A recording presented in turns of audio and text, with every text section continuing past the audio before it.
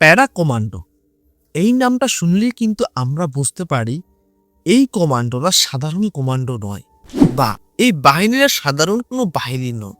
ঠিক আছে, para commando মানে অ্যাডভান্স, প্যারা কমান্ডো মানে অনেক বেশি চৌকুস, প্যারা কমান্ডো মানে অনেক বেশি পাওয়ারফুল, অনেক বেশি ইন্টেলিজেন্ট, অনেক বেশি শক্তিশালী, অনেক বেশি সহনশীল।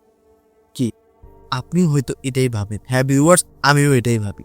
তো যাই হোক ভিউয়ার্স, আপনারা তো অনেক দেখলেন বাংলাদেশ ভার্সেস ইন্ডিয়ার যে সামরিক কম্পারিজন, কিন্তু বাংলাদেশ ভার্সেস ইন্ডিয়ার প্যারা কমান্ডো, এই দুইটা কমান্ডোর মধ্যে কে বেশি শক্তিশালী, কে বেশি সহনশীল, কে বেশি চৌকুস, এই কম্পারিজন ভিডিও কখনো দেখেছেন? যদি না দেখে থাকেন তাহলে আজকের রিয়েকশন ভিডিওতে ভিউয়ার্স আপনাদের সঙ্গে সেটাই জানতে যাচ্ছি এবং দেখতে যাচ্ছি যে আমাদের ভারতের প্যারা কমান্ডোরা বেশি পাওয়ারফুল নাকি আমাদের ভারতের পার্শ্ববর্তী দেশ বাংলাদেশের প্যারা কমান্ডোরা বেশি শক্তিশালী।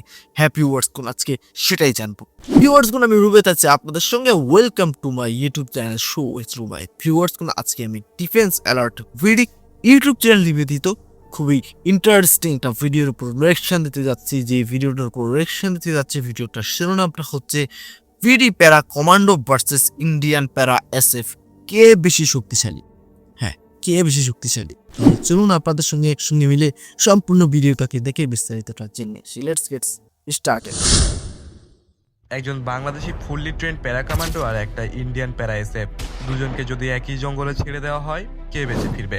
অনেকেই বলবে ভারত জিতবে, কিন্তু আজকে আমি এমন কিছু দেখাবো যেটা শুনলে আপনি চমকে যাবেন। ভিডিওটির শেষে এমন একটি ফ্যাক্ট আছে যেটা ভারতীয় মিডিয়া কখনো বলতে চায় না। তো বন্ধুরা চলুন শুরু করা যাক। প্রথমে কথা বলবো বাংলাদেশ প্যারা কমান্ডো নিয়ে। এটা বাংলাদেশ সেনাবাহিনীর সবচেয়ে এলিট ফোর্স। 1976 সালে তাদের পথ চলা শুরু হয়। এদের ট্রেনিং হয় জঙ্গলে, নদীতে, পাহাড়ে, সব পরিবেশে। 100 জন আসে, কিন্তু পাস করতে পারে মাত্র হাতে গোনা কয়েকজন। তাহলে এদের ট্রেনিংয়ে কি কি থাকে? এদের ট্রেনিংয়ে থাকে 3 সপ্তাহ প্রায় টানা ঘুম ছাড়া থাকতে হয়। সুন্দরবনের মতো গহীন জঙ্গলে একা সার্ভাইভ করানো শেখানো হয়। রাতের অন্ধকারে নদীতে প্রায় 5 কিলোমিটার সাঁতরে যেতে হয়। শহরে ও মাই গড, ও মাই গড, রাতের অন্ধকারে নদীর মধ্যে 5 কিলোমিটার সাঁতরে যেতে হয়। ও মাই গড, বলার নেই আর, মানে ভাবতে গেলেই শরীরটা পুরো শিউরে উঠছে। চলুন বাকি অংশটা দেখে আসি। ভেতরে ক্লোজ রেঞ্জ যুদ্ধের জন্য এরা হাইলি ট্রেন্ড। এবার সবচেয়ে বড় কথা, এই মুহূর্তে 6000-এরও বেশি বাংলাদেশি সৈনিক পৃথিবীর সবচেয়ে বিপজ্জনক জায়গায় কাজ করছে।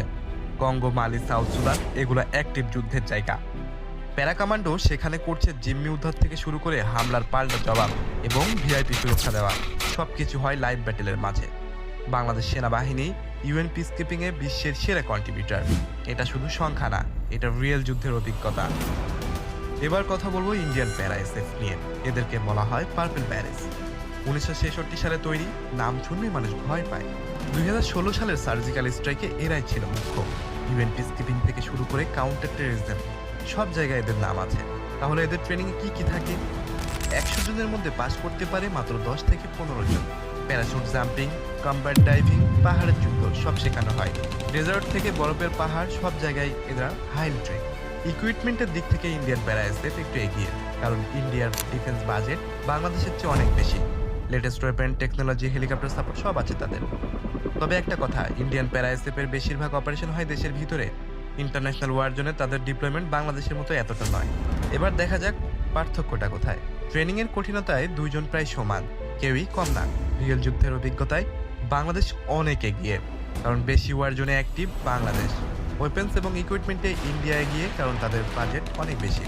জঙ্গল যুদ্ধে বাংলাদেশের সাথে টেক্কা দেওয়ার মতো যোগ্যতাই হয়নি ভারতের, কিন্তু পাহাড়ের যুদ্ধে ইন্ডিয়া এগিয়ে। বিশ্বজুড়ে ডিপ্লয়মেন্টে বাংলাদেশ এগিয়ে। সহজ কথায় টাকা আর টেকনোলজিতে ইন্ডিয়া এগিয়ে, কিন্তু রিয়েল যুদ্ধের মাঠে বাংলাদেশ একবারে কম নয়। তাহলে শেষ কথা কি, এই দুটো ফোর্সের মধ্যে কে ভালো এটা বলা আসলে ঠিক না। দুজনেই নিজ দেশের জন্য জীবন দিতে পারে। দুজনেই পৃথিবীর কঠিনতম ট্রেনিং পার করে আসা মানুষ।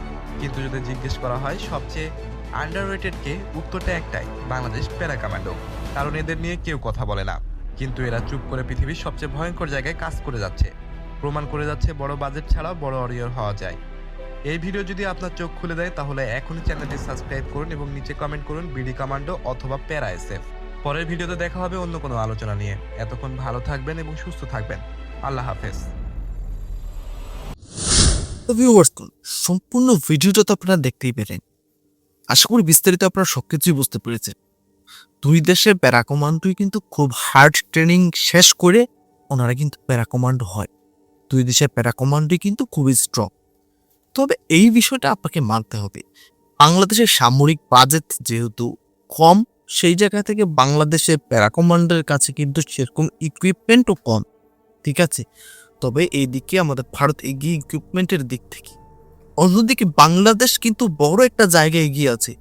ঠিক আছে, যেটা আসলে কিন্তু অনেক বড় বিষয়, কারণ ওনারা প্যারা কমান্ডো হয়ে কিন্তু যুদ্ধ করার জন্যই।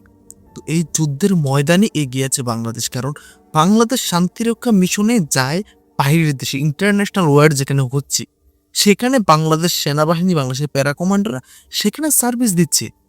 তো এই বিষয়টা থেকে কি বোঝা যাচ্ছে, বাংলাদেশের যে বাহিনীগুলো রয়েছে ওই দিক থেকে, মানে যুদ্ধের দিক থেকে ওনারা অনেক বেশি এগিয়ে।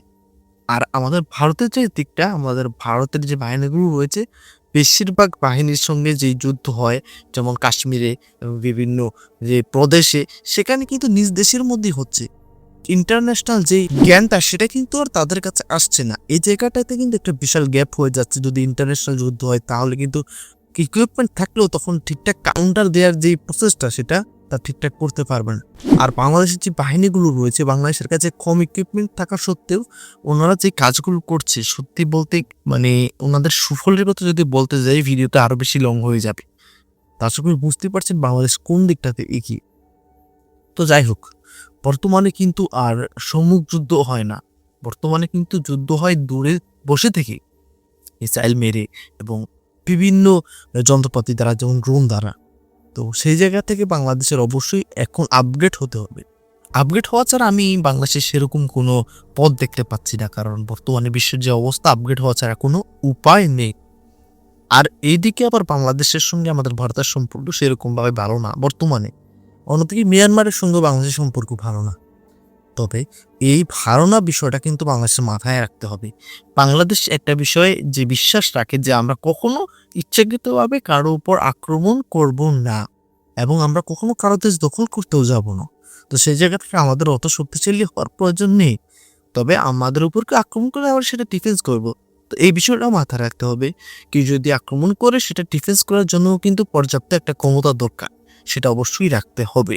কারণ বর্তমান যুদ্ধ কিন্তু আর সম্মুখে হচ্ছে না, দূর থেকে বসে বসে হচ্ছে, এক ক্লিকের মধ্যে হচ্ছে। তো এই বিষয়টা মাথায় রাখতে হবে। আশা করি বুঝতে পেরেছেন সকলে। তো ভিউয়ার্স, কোন আপনাদের ব্যক্তিগত মতামতকে অবশ্যই কমেন্ট করে জানাতে ভুলবেন। আজকে সম্পূর্ণ রিঅ্যাকশন ভিডিওটা যদি আপনাদের কাছে ভালো লেগে থাকে, জাস্ট একটা লাইক করবেন, জাস্ট একটা লাইক, আর কিছু বলতে না, সাবস্ক্রাইব করতে বলবো না। আপনার ইচ্ছে হলে করবেন, না হলে প্রয়োজন নেই। তাহলে বিদায় নিচ্ছি এখানে, দেখা হচ্ছে পরবর্তী কোনো একটা রিঅ্যাকশন ভিডিওতে। ততক্ষণ পর্যন্ত সকলে ভালো থাকবেন, সুস্থ থাকবেন। টাটা, বাই বাই, আল্লাহ হাফেজ।